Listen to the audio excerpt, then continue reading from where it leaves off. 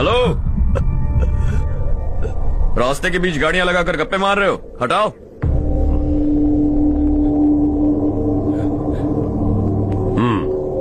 बोल बे। जल्दी हटाओ, जाना है।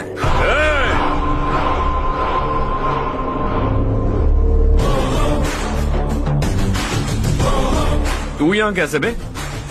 भाई भाई यही है वो, यही है। हमेशा लड़ते झगड़ते रहोगे क्या? कोई और काम नहीं है? यही दिल्ली गया था भाई, हमारी पिटाई इसी ने की। ये वही है भाई।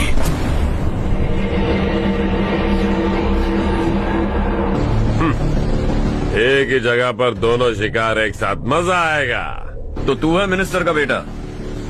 दिल्ली जाकर तेरे बाप को समझाने की कोशिश की थी मैंने, फिर भी उसने इन गधों को भेजा। इन्हें भी एक बार समझाया था, पर लगता है एक एक को सेपरेटली समझाना पड़ेगा। कुछ जरूरी काम से मुझे गांव जाना है। इज्जत से अपनी अपनी गाड़ियां हटा लो।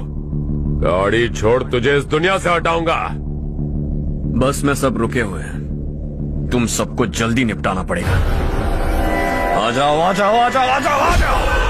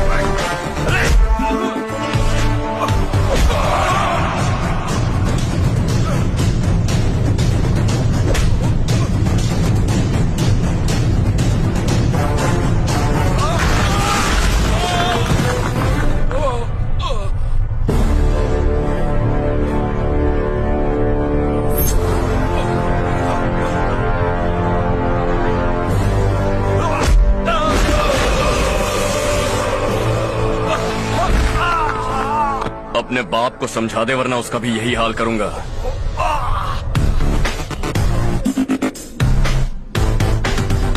चल गाड़ी निकाल।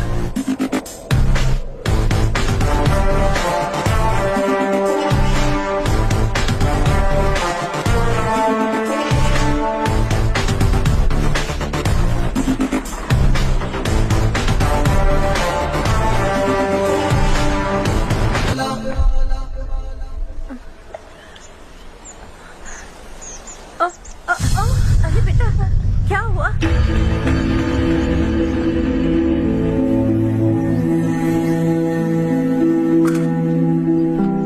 क्या हुआ बेटा?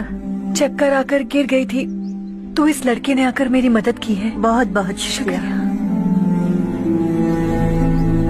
इतनी दूर पानी लाने के लिए घर का कोई आदमी क्यों नहीं जाता? इस घर का इकलौता मर्द मैं ही हूँ साहब। मेरा एक बेटा फौज में शहीद हो गया। सरकार की तरफ से जो पैसे मिले उससे ये जमीन खरीदी हमने। अब इसी से हमारी गुजर बसर होती है। इन हालातों में जीना बहुत मुश्किल है साहब।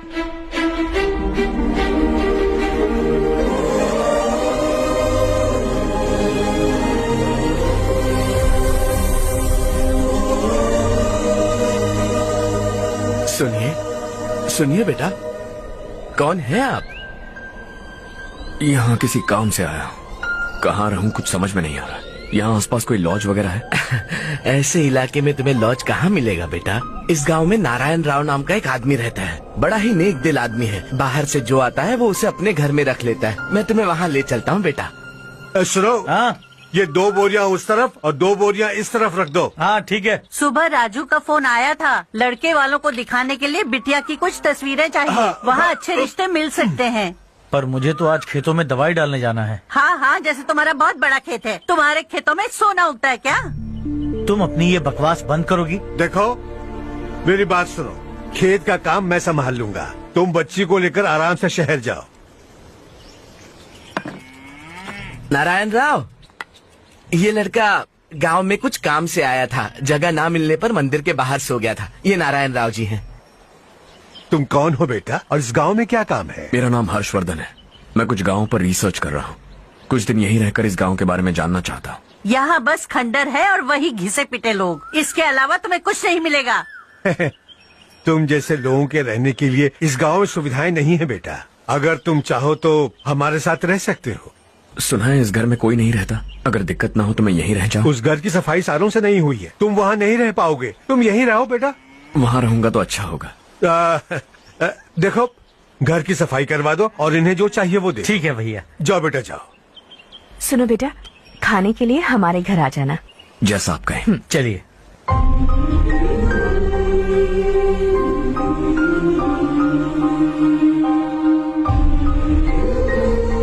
ये भैया के करीबी दोस्त का घर है। वो 25 साल पहले शहर जाकर वहीं बस गया, तब से ये घर खाली पड़ा है।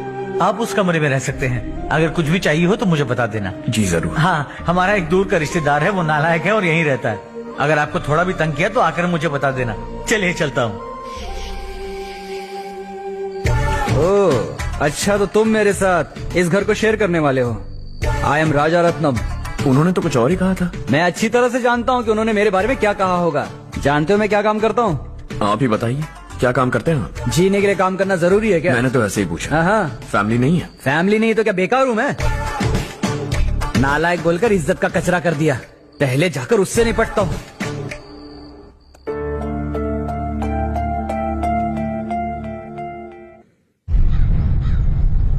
सुना है कि वो ZPTC का मेंबर हमारे खिलाफ अनाप शनाप बक रहा है। मुहूर्त देखकर अपने पेड़ों के बीच घसीट कर लाना उसे। हाँ बोलिए भैया। हमारी पॉलिटिकल सिचुएशन बिल्कुल भी ठीक नहीं है। हमारी वजह से जिले में बहुत सारी दिक्कतें आ रही है, जिससे हाई कमांड भी मुझसे नाराज है। अगर ऐसा ही चलता रहा तो मेरी कुर्सी मुझसे छिन जाएगी। अगले चुनाव में भी कोई उम्मीद नजर नहीं आती। इस हालात को सुधारने के लिए हमें कोई न कोई नेक काम करना ही होगा, समझे? नेक काम करने की कोई जरूरत नहीं है भैया।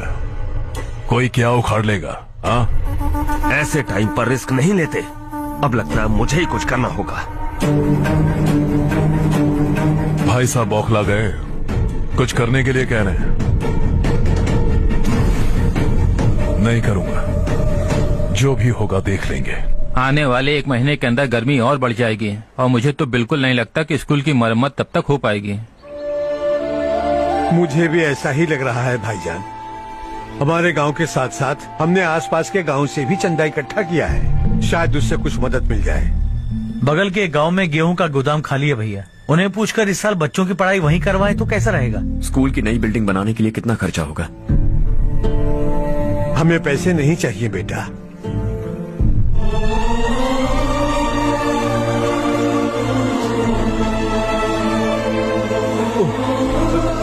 देखो बेटा, तुम यहाँ कुछ स्टडी करने आए हो।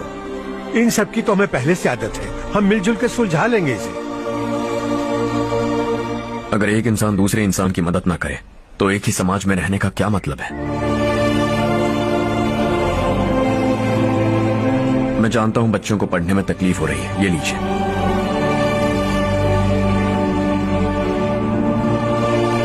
तुम इसी गांव में क्यों आए हो बेटा? कोई खास गांव नहीं सोचा था, बस कोई छोटा गांव ढूंढ रहा था। मेरा एक दोस्त है रमेश, शायद आपका रिश्तेदार है। उसने ये गांव बताया तो मैं आ गया। अब तक तो मैं रमेश बाबू को बेवकूफ समझता आ रहा था, लेकिन रमेश बाबू को हमारी कितनी फिक्र है। उसे फोन करो और कहो कि जल्दी गांव आ जाए। ठीक है भैया। उसे देखे बहुत दिन हो गए हैं ना। क्या करूं, मेरे बिना वहाँ एक भी काम नहीं होता है। तुम ठीक तो हो ना रमेश बेटा? हाँ आंटी जी। मम्मी पापा ठीक है ना? हाँ जी ठीक है। मेरे होते हुए उन्हें तकलीफ हो भी नहीं सकती। उनका होनहार बेटा जो हूँ। वो सब तो ठीक है, तू अपना बता।